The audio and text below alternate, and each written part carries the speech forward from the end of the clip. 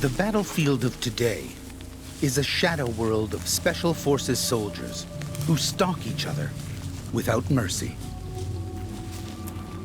These highly trained teams are often the first boots on the ground when diplomacy fails and the going gets tough.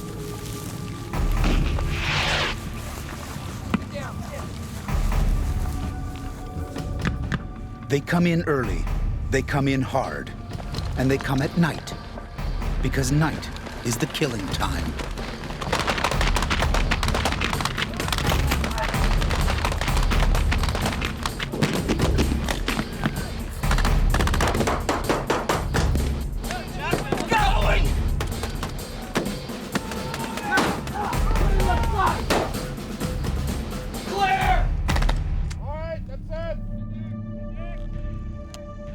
This assault has been an exercise for a team of soldiers undergoing the tough training the original Special Forces unit took back in 1942.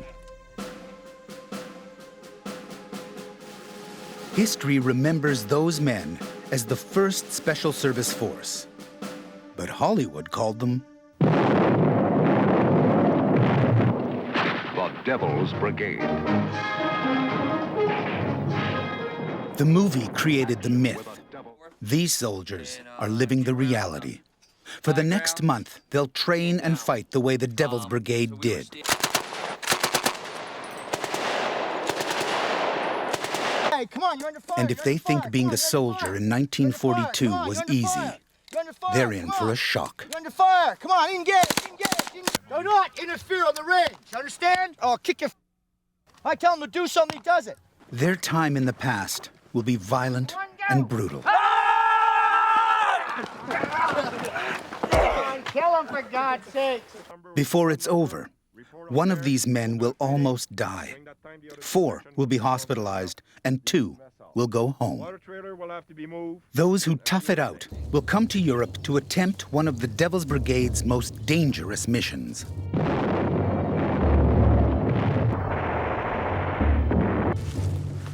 The experience will be harder than the soldiers could ever have imagined. It will push some to their limits. Now we do it because we're all soldiers and we don't turn back or none of that shit. Because that's just what we are, we're soldiers. Using muscle, courage, and all their special forces training, the men will try to do what the Devil's Brigade once did: overcome the odds and defeat a resolute and determined enemy. These men are not actors, but experienced German soldiers. And just like the Panzer Grenadiers who held this outpost 60 years ago, this squad is hell-bent on holding their position. Stellung. Über vorne, Laubbaum, 150. Okay. Die sehen wir an.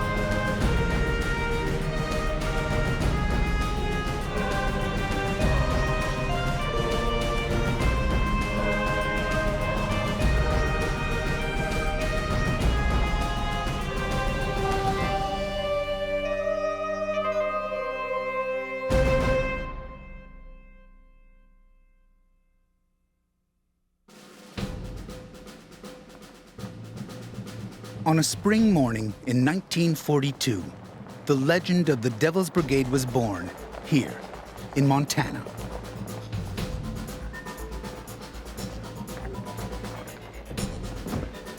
One section, 2 in the middle, 3 on the left. These 15 men are all professional soldiers. They're men like Bryan Haines from Fort Benning, Georgia. Bryan is a drill sergeant in the U.S. Army. Haines, one section, put your kid outside. Where you go? Next. Boucher. And Albert Boucher, a master warrant officer in the North Saskatchewan Regiment who has recently returned from Afghanistan. Boucher, 1. Bert. Burke? Bird. And Chris Bird, a sniper from the Royal Regina Rifles, who also teaches unarmed combat. Pearce. These soldiers, like all the others, are hard men who've led courageous lives. And just like the original Devil's Brigade volunteers who came here a lifetime ago, they have no idea what they're in for. I was completely amazed at the destination. I had no idea when I volunteered for this unit that I would be heading for the United States of America. All we knew is that we were going west somewhere. Off the train and you're about ankle deep in dust and what on earth have I got into? And when we saw all these different uniforms and everything, what's going on here? We couldn't figure it out. Okay, welcome back to Helena. What you're about to take right now is the same training as they did in 1942-43. No surprise, you're all qualified soldier, and this is the way you're gonna be treated as such. You can wear your equipment as you see fit. What we're looking for is people who can perform with the equipment that they're given. The men of the brigade were both Canadians and Americans. This squad is too. Danny Hassel is a U.S. Ranger who's seen tours of duty in Iraq and Afghanistan. The middle, right? Let's get the, hey, what do you think, brother? Let's put the middle up. Sorry, Jay Budd is the third man in his family to wear the Green Beret. Jay specializes in high-altitude free-fall jumping at night. Andrew Rowe is a tough kid from Nova Scotia who will soon earn the nickname the Fighting Fetus. And every unit has its rookie. Meet 18-year-old Kevin Hanson, a high school quarterback who's recently volunteered for the U.S. Army. Wasn't that guy? I wish I was. The troops have been issued a standard 1940s kit. This kit right here is not the best. For Canadian Scott Young, it's a big change from what he's used to. It's so awkward, like it's just difficult. Like we have brand new webbing and stuff back home, and tack vests and stuff, and it's just so hard to like adjust yourself and like. Scott likes Army life. He won't like it in 1942. It sucks. Very disappointed. It really hasn't, I don't know. It's really been a big disappointment. I've been really upset about the whole thing. The Devil's Brigade was born in the darkest days of the Second World War. As the Third Reich conquered Europe, Churchill secretly worried the German fighting man was tougher than anything the Allies had. Something special was needed. The Devil's Brigade was the answer. The British couldn't afford the cost of the unit, so the Americans stepped in. But few American soldiers had ever fought in the cold. Canadians had. A lot of us had never met Canadians before. We didn't get along too good with them right in the beginning. Not too great. Canadians pretty much in the yes sir, no sir, spit and polish type thing, and especially the guys that went to the force. The Americans were kind of a loose group. The brass-knuckled Americans. The brass-buttoned Canadians. The Canadians got paid less than the U.S. soldiers. Yeah, but you know what we always said? Americans couldn't play poker worth a damn. We straightened the money out after payday. And of course, just being from a different country started some bar fights.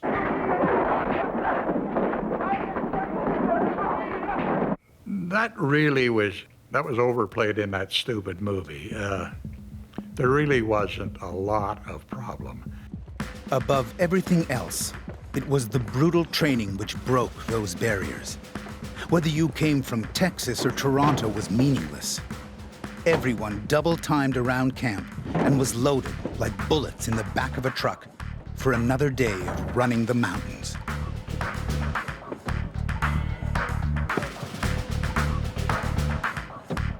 We had a lot of stuff in common, and you found those common things, and that's what broke down the barriers.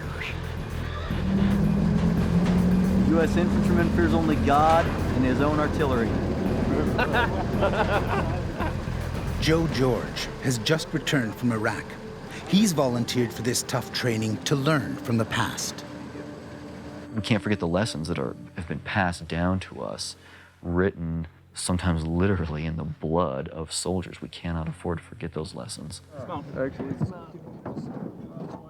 Then they took us over to Muscle Mountain, and that looked like about a 10,000-foot mountain to us. You didn't make that one on the run the first few times, but... Look that way. Pine Mountain. That's where we're going. The one with trees on the right-hand side, that's the one. 2 jerry cans per section. First section to the top must wait for the other 2 to arrive. Okay? Special Forces soldiers, like many of these men, consider themselves the best of the best. They say weak links simply don't exist. Today, they'll find out if that's true. Hey, it's going great. Life is good. We're gonna find out if I'm as hard as my grandfather. Running up this mountain, carrying jugs of water was something every member of the brigade did on their first day of training. How's it going? Okay. The way it was put, you want to get out of this outfit, just don't finish doing what you're supposed to be doing, and you'll be gone. Well, nobody would drop out. I ached. I ached for a while until I got accustomed to it, and then it just sort of didn't bother me anymore.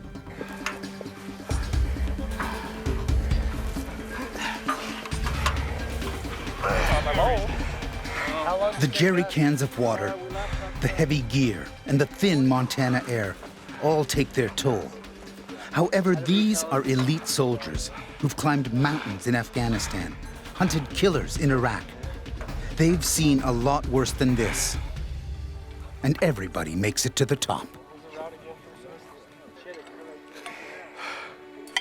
Take a look around, guys. It's beautiful. Almost worth the climb. The technology of war may have changed, but the essence of being a soldier has not. Respect is earned, not ordered, and you work hard to prove you belong. If the training is tough, you had better be tougher. The whole thing in the training was, I'm going to make you quit. And the answer was, like hell.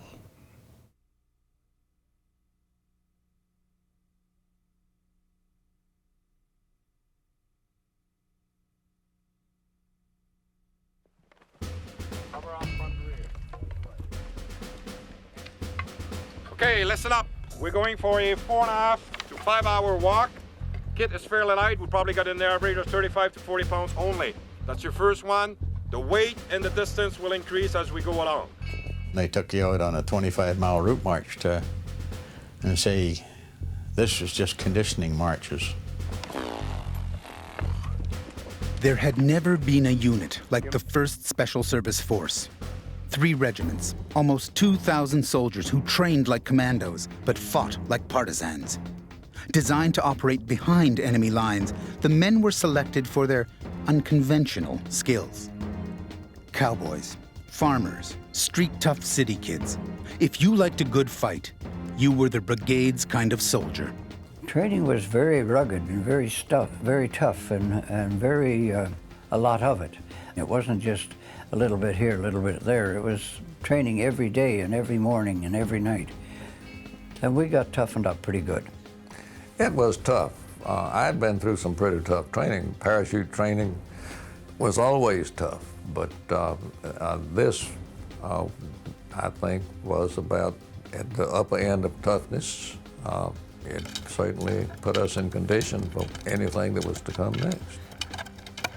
The men took the training in stride, hiking hundreds of miles across the Montana foothills. Although the instructors tried to break them, in an age of guts and glory, no one wanted to be called a quitter. It wasn't so much, it was the training, it was the stick-to-itiveness. That's what was important about the training. And of course, physical conditioning and, you know. Tough men need an even tougher leader. Lieutenant Colonel Robert Frederick was just such a man. We just idolized that man. He was a real, highly qualified officer of great ability, outstanding intelligence, and great bravery, personally. When Frederick took command, he requested two things: a specially designed killing knife and a stockpile of enemy weapons. He got them both.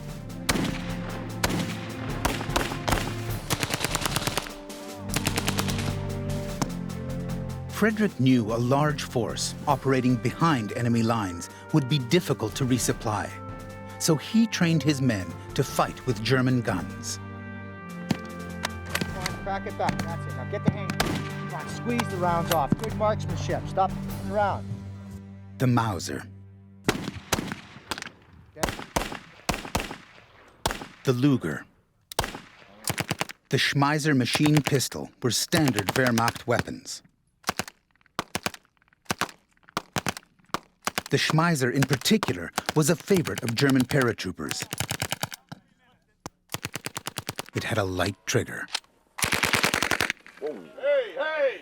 Whoa, whoa, whoa, what was that? But there was one Wehrmacht weapon feared and admired above all the others. The MG-42 machine gun. 1,200 rounds a minute, accurate over half a mile, and weighing less than 25 pounds.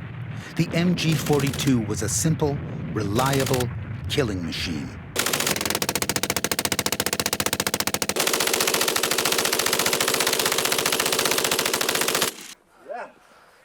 That's a great gun. It was a lot faster than our Browning machine gun. Oh, much different sound. The rapidity of the firing was a dead giveaway. The brigade had a great weapon of its own, the Thompson M1 submachine gun. The men called them room cleaners. Oh, the Tommy gun was everybody. A lot of the guys wanted that because you could spray a pretty good path with that thing, and a lot of guys had it. I thought to myself, wow, Tommy gun, Al Capone. Introduced in 1921, the Thompson was a crime-fighting submachine gun. Knock him down and he'll stay down, the ads boasted. But at $200 each, the Thompson was too expensive for most police departments. So the military bought them.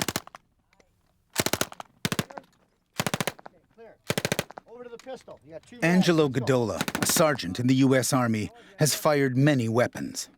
He says nothing beats the Thompson. Firing the .45 caliber Thompson is one of the best experiences to do. Ever since I was a kid, you carry around that toy gun, and you're hoping to get a chance to shoot it someday, and this is the first chance I ever got to have it in my hand, so it was great. For the men of the brigade, the Thompson was no toy. They'd soon be facing an enemy which had conquered nations in weeks. They wanted all the firepower they could get.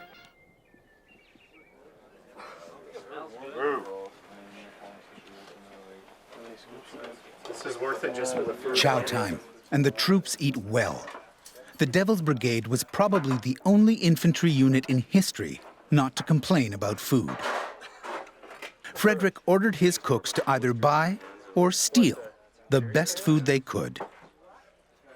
We ate very well indeed. Food was marvelous, absolutely marvelous. And the toughest part about the eating was that you had to eat quickly and you had to have a long reach. Otherwise, you left the table hungry. Good food means good morale. And after a few days in the past, these soldiers are also a happy squad. They ran the mountain, shot the guns, and think they can do what the old guys did without too much pain. But they haven't gone one-on-one with Bill Wolfe yet. You need a wider angle, so you're going to block wide, false. Okay, there's the knife trapped. Okay, take it off him, all right? This is not going to be...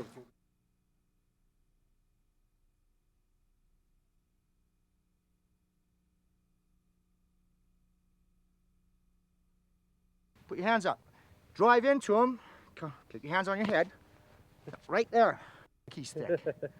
you couldn't be a very good cook, okay? Meet Bill Wolfe, one of the meanest 60-year-olds around. Drive into the guy's chest, okay? Then you got his eyes with these hands. Wolfe, a hand-to-hand instructor in the Canadian Army, teaches what's called defendo, fighting dirty. If the guy's going gung-ho on you, protect, bust his legs. If he's got no wheels, he can't fight. He learned his trade from Pat O'Neill, the man who trained the brigade.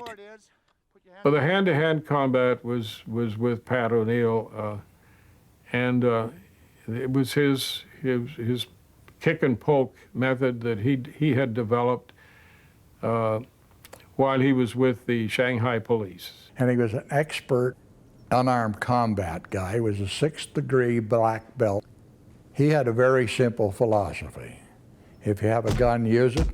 If you have a rock, use it. If you have a stick, use it. If you don't have anything, this is what you do. And what you did was forget the rules and fight like a Shanghai street cop. Because what you're thinking is fighting square fight. Okay, what you got to do is get out of the boxing mindset, the sports mindset. If I go boxing, you bust my legs. The first thing he taught you was to close, never retreat, which is what your opponent expects if he menaces you. You got to close and take the guy out. If he's throwing jabs, whoomp, whoomp, whoomp, you're backing up, you fall in a fucking hole. Keep your hands up, cover, bust him. Take his lead leg out, break it. You're thinking sport. Got it? Practice. Let's go. Close the hole and kill. For me personally, because I was a kind of a mild-mannered kind of a youth, I had a hard time with that. In the hand-to-hand combat, I was always the loser, you know. I didn't think I had it in me to do this sort of stuff, but after a while, I picked it up. I'm gonna have to hurt him, aren't I? Back to his eyes again. Okay, position. Nervous stuff. Up. Okay, eyeballs. It's no sport at all. It's kill. And it's your, how good are you at defense against somebody attacking you, so you can be effective in killing. Just that simple. Nice and simple. Grabbing left hand to his wrist, underarm pull. Get behind him. All right? This is called an arm drag. The purpose of it is to clear the front position, take his back so you can pick him up. All right? So, nice and simple. In here, pause. Take him out, down. All right? Working it off nice and simple. From here, 1, 2, pass. The dirtier it is, the better I like it. Got it? Right. Partner up, practice. Thank you. The dirtier it is, the better I like it. The Devil's Brigade way. And Chris Bird is about to find out exactly how dirty that can be. Mr. Bird, get over here. Okay? Now, keep your stance. Okay? When we're looking in here, eyes. Chris teaches self-defense and knows his way around a fight. But he's not prepared for Wolfe. In case you missed it, here it is again. Right finger, left eye, fight over. Okay? Get out of the... He's f***ing decapped now. Understand? Roger, son. Where does hands go? Towards his face. Right? Then you can take advantage of position. Okay, now you guys got to get out of the sports concept. This is brutal, savage, but they asked for it. We can take it and we can dish it out. Just do it nice and simple. Chris Bird got off easy. Kevin Hanson is up next. His hands drop, you can take position. Anytime the guy keeps his hand in a up position, smack him here. Break in here. If you're too close, ball. Okay, and that was just a light tap. How old are you? 19, sorry. 19. My daughter's 21. That's why I practice on young fellas. Hits to the temple, which could kill a man. Hit to the nose, up here, right under there, which would drive, hard enough to drive the nose portion back up into the brain and kill an individual. What I'm working in here is his nose, see? I straighten him up. This gets into here. And I kill him. When these legs come in, tap his nuts 4 or 5 times. Go like that with your heels in his balls. Go hit his nuts. Does that feel good? No, Sergeant. You're doing that. Where do you think his mindset's going? Out the window. To stop his from choking. Then you choke the out. Take out his right eyeball and feed it to that. Just crossing your legs means when you cross 4 times in the balls, choke him out as you're doing it, poke out his f***ing eye, and do it! Get out of here, practice! Kill him! And if he resists, take his eye out! We weren't in a wrestling match. It was kill and maim, not hurt and shake hands. So to this day, none of us know how to do that. We're teaching him how to tactically kill the enemy using stealth, movement, and overwhelming superiority of mental attitude. The Devil's Brigade claimed they owned the night. Patience, stealth, and sudden violence was what it took to stay alive. All right? Now, what I'm going to show you is brutal. Okay? It's not dog. This is the real deal. It is, for most people, very repugnant, the fact that you actually are going to practice killing. All right? And it takes repetitive training to break down the barriers to the concept of killing. Okay? In the infantry, everything is about killing. It's quite a shift in your thoughts and your feelings and all this thing to realize that, hey, you're going to have to maybe kill somebody with your knife. Now, the philosophy is very simple. There's you and there's me. And it's going to be you, and as sure as hell it's going to be me. That's all you need to know. In a close combat situation, you either kill the enemy or he kills you. That is the real deal, okay? And if you cannot find it in yourself to utilize that skill, you will lose in the real deal. Oh yeah, we knew how to use it and where to use it. But it's one thing to do that and use it on a dummy, and another thing to perhaps sneak up on a German sentry and put your arm around his neck and stick him in the kidneys. I never worried about the, morality or any of that stuff. I just knew that I was coming back, and I was pretty sure the other guy wasn't. First action, you can hold the knife so the blade's parallel to the ground. You come in here. See when I hit him, what happens to his body? Okay, that's the one side. Here. Okay, that's the other side. All right, what's in this area right here? What's right here? Kidneys. I'd say any real infantry soldier has to learn how to use a weapon like this, because if it comes to this kind of weapon and this is all you have, if you're not, the people we're going against definitely know how to use one of these. So all the training was done with naked weapons, naked bayonets, naked knives. We had the knives were very, very sharp. So he told you that getting cut was not a big deal. Getting killed was a big deal. You might get a cut, a superficial cut of some kind, but you were going to kill this person. When I come on the guy, in. We were taught how to come in back of a soldier, enemy soldier, and pull his head back and cut the jugular. And how to do that effectively by putting your knee in the back of the soldier, and how to do it very quietly. You get it in and you bury it up to the thumbprint. In order to get out, you're going to go back and forth like this inside the guy, eviscerate a big hole to pull it out, because how many of you guys ever got a goat? A deer? Deer. What happens to it? It sucks on, so you make a hole, right? Eviscerate, pull it out. Damn, you got to love this, right? And most of these men do. Violence is their trade, and they can handle Wolf's casual cruelty, with one exception. Kevin Hanson is leaving. Something's come up, he says. I've got to go. These guys were tough. This equipment that they use is raggedy. It's, by today's standards, I mean, if we were using our own equipment, this would be easy. And their equipment was raggedy, all this wool and this heavy equipment, and these guys were tough, hands down. I mean, these guys had to have been the toughest people in the war. Despite the best efforts of the program producers, Kevin went home at the end of the third day.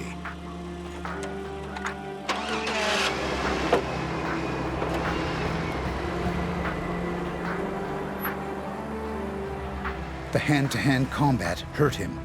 Bill Wolfe scared him. Too intense, too angry, too real. Yeah, well, moral of the story is don't send your sons and daughters off to war if you don't want them to learn it.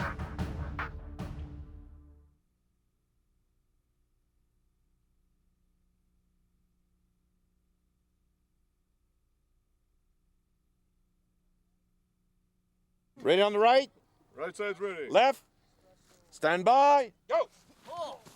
After months of being taught how to kill, the Devil's Brigade was literally at the end of their rope.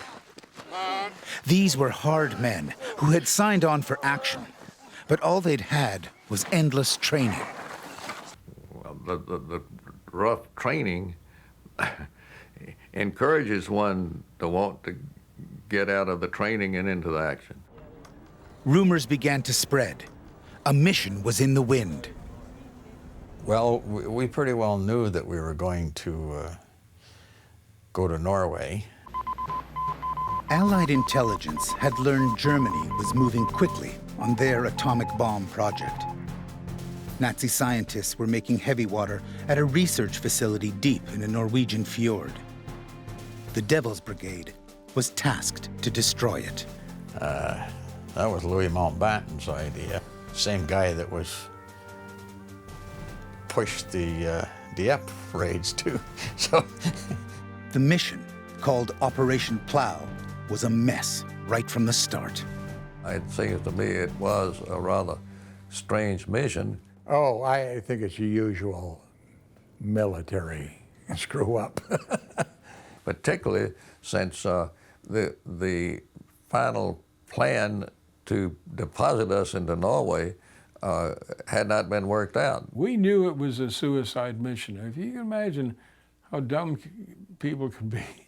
We knew it was a suicide mission. If you're going to parachute into a place like Norway and you're going to ski and blow up a power plant, which is defended by Germans who are very skilled in winter warfare because they've been fighting in Russia. And where were you going to go? Was only one place to go. If you were in the 1st Regiment, you would go to Sweden, except that Sweden didn't want you. Story may be right. It might have been a suicide mission. All I'm saying is none of us thought so. The American Army had built a prototype snow machine to carry men and equipment, the Weasel.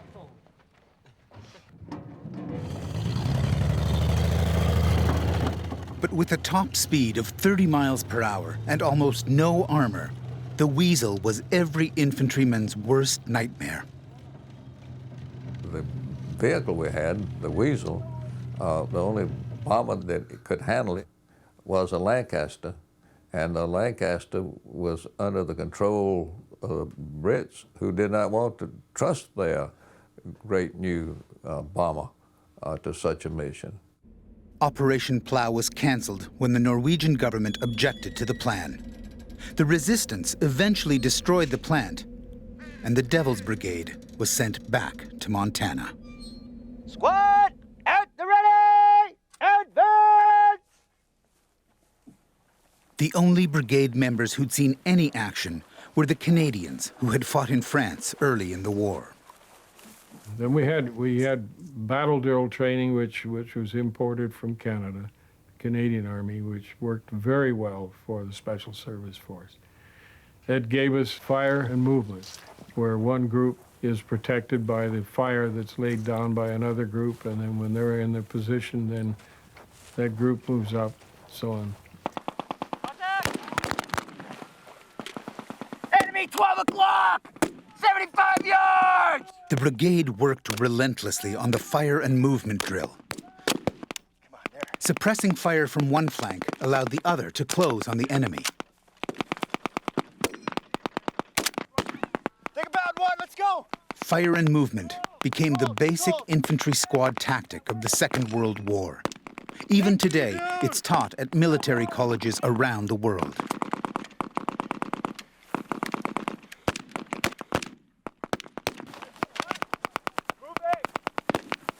These soldiers have all done this type of exercise many times. But in this age of unlimited firepower, attacking an enemy position with only 8 rounds in the magazine was harder to do than they thought. Hey, unfix it. Welcome to 1942. Wow. Boy, did we learn a few things, guys? Yeah. I have a satchel bag filled with freaking grenades because I had 6 rounds left and I resupped over here on the right. I was done. I only had 4 mags to start with. Okay, so in other words, you got to get a slower rate of fire to suppress when you're moving. You need to save it for the assault line so you can do suppressive fire, yeah? And the counterattack. And the counter. Okay, it's not bad. Everybody hold the right hand out. Is it shaking? Yeah. Yeah, mate, guess what that is? Adrenaline. Adrenaline. It goes away after a while. All right, all right. All right, gents, there's 3 issues we need to deal with tonight. We need to get a general feeling of the training so far. I know we only 1 week into training, and the instructors are not happy. We're looking also at some schedule changes, and I have some concern about 3 individuals that I observed today. I'll bring up those. 3 soldiers in particular have caught their attention. Big concern about Young, George, and Pearce. Young is the guy that apparently doesn't care about anything. Twice today I told him to fix his equipment, and basically he told me that he didn't care and he got somebody else to fix it for him. And his word, well, I don't care, just fix it the way you want. He asked him where he wanted it on the belt. He said, I don't care. George is the tall one with the glasses. I think he's in 3 sections. I would like you to keep an eye on him on 2 different occasions today. He wasn't on time. Even though I gave them the 15 minutes warning, he still had his boots off and he just didn't care. He is slower than slow, believe me. I'm not saying slow mentally. I'm saying you tell him to do something, and it's just like 10 times today I said, 5 meters apart, 5 meters apart. And everybody, and I was like shoulder to shoulder with him, and I was purposely. And he was the only guy basically touching the rucksack with a buddy ahead of him. I think we have a concern with this guy. The 3rd one is Mr. Pearce. Maybe he just need a fire under his butt, but right now he's just not keeping up. Mr. Pearce is Spencer Pearce, a tough kid from Toronto who joined the army after the police caught him rappelling from a bridge. Apparently the first sergeant thinks I have an attitude, but lots of people tend to think that. We'll find out. Maybe he can actually get to know me before he thinks something like that. To get Spencer and the others back on track, the instructors have decided to conduct a snap inspection. Joe, what detonated over here? Anything in there? That was a question, Joe. I got it. No. Did you get away with a rack that looked like this anywhere else in the military? It's negative, son. Okay, so we're not going to get away with it here, right? Roger. All right.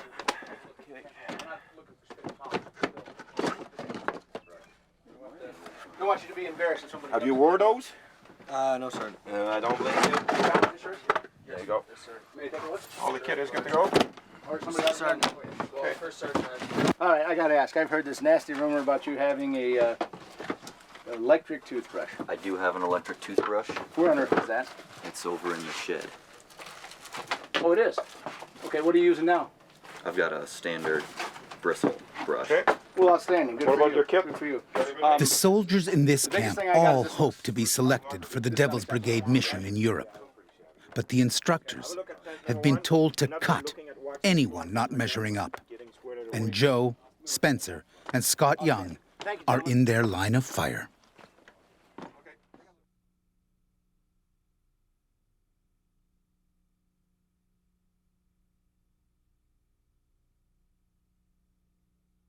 All right, guys, tell you what we're going to do now is we're going to talk a little bit about the mission for tonight. Basically, what our mission is tonight is an ambush. In this scenario, what we've got is we've got a 2-vehicle... The squad has been ordered to conduct a mission the brigade did many times in battle. Ambush a convoy and kill the occupants. Moleskin Mountain, whatever. Fall right down here and come on up to the tower, okay? Those 2 vehicles will be lightly armed, only just a few individuals in it. So basically, we want both trucks destroyed and whatever occupants are in there. They're coming through, I already said. The art of the ambush is in the planning. Danny Hassel, the U.S. Ranger, has done this type of planning before. Go across the road, send 2 guys up. They go through, sweeping through bodies and all that. Staying together though, man, because you never know who somebody might still be alive. I don't know if we're gonna have to go up there and show you. You got one searcher and one guy. Exactly, so one guy's watching. I like personally the same 2 that go up there are also demo guys. Just like in the force, you know they all knew that. So instead of sending everybody up there, the 2 guys that are searching are now demo guys as well. This will be the first time the group has worked together, and the men are focused. But the gods of war are fickle, and many a soldier has died on a simple mission just like this. There's always the unexpected. No matter how careful the planning is, it's sort of like defensive driving. You anticipate that the guy ahead of you is going to do something stupid, so you be ready for that. In 1942, this is what the soldiers would have seen as they set up their ambush. But with the low-light lenses today's special forces use, this is how the same scene looks.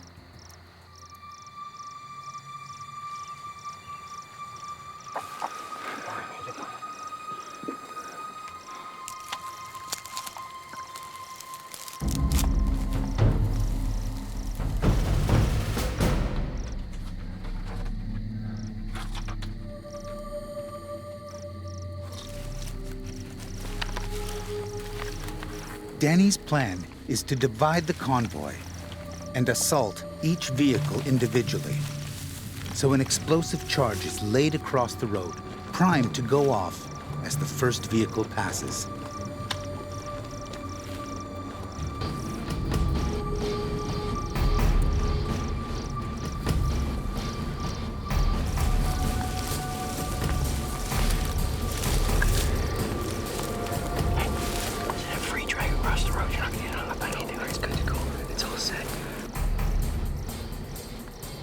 Approaching the trap, an armored personnel carrier and a truck with a .50 caliber machine gun in the back.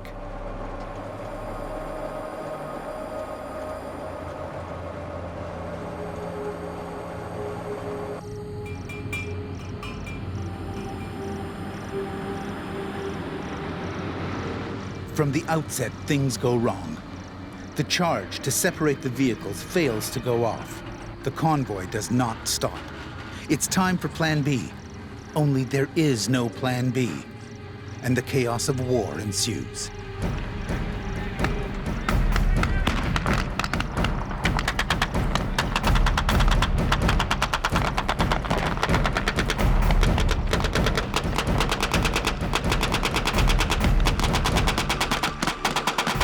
Even though the weapons are only firing blanks, it's clear the machine gun controls the battle. The squad is caught in the open. In a real firefight, they'd have taken heavy casualties.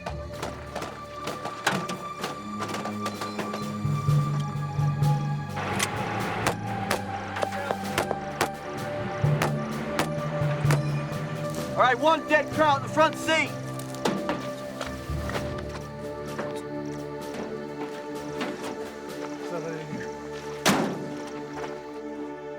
They got through. These men are all professional soldiers, and they know the ambush did not go as planned. But they adapted to the changing circumstances. Was in line right here. So these two vehicles did what I didn't want them to do. So I had the left side of the assault to vehicle number 1 over here, and the right side went with me and assault through over here for vehicle 2. I gave you guys a very rough operations order, just basically a mission. And I saw several times when things screwed up, but you adapted fairly well. I went with the Alpha team. The demo didn't work. Remember, P stands for plenty. That's one of those things there. When the assault started, we divided, good on you, patrol leader, you divided the assault element to take on multiple targets. This was good stuff. Good stuff. Yep.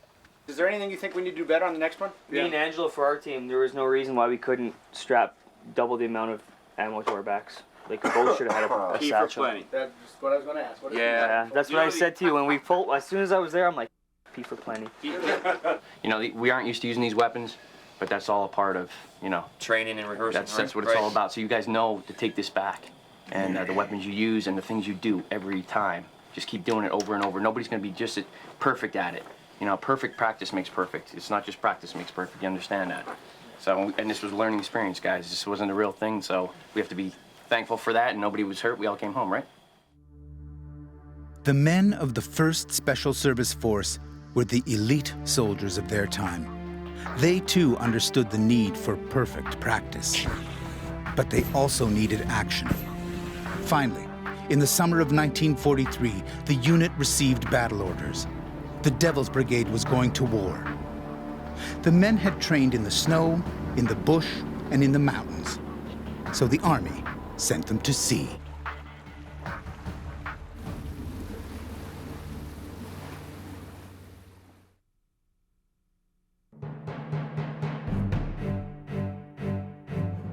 Next time on Devil's Brigade, Alaska. The brigade spearheads an invasion to win back American soil. And we were quite prepared that we would lose a lot of people if the Japanese put up the same kind of fight. The drill sergeant from Texas faces his fears. Hey, attention, I'm falling. I feel like every time I move my feet, I feel like I'm gonna fall. And another soldier goes home. He's a really close friend, so for him to leave kind of sucks. That's next time on Devil's Brigade.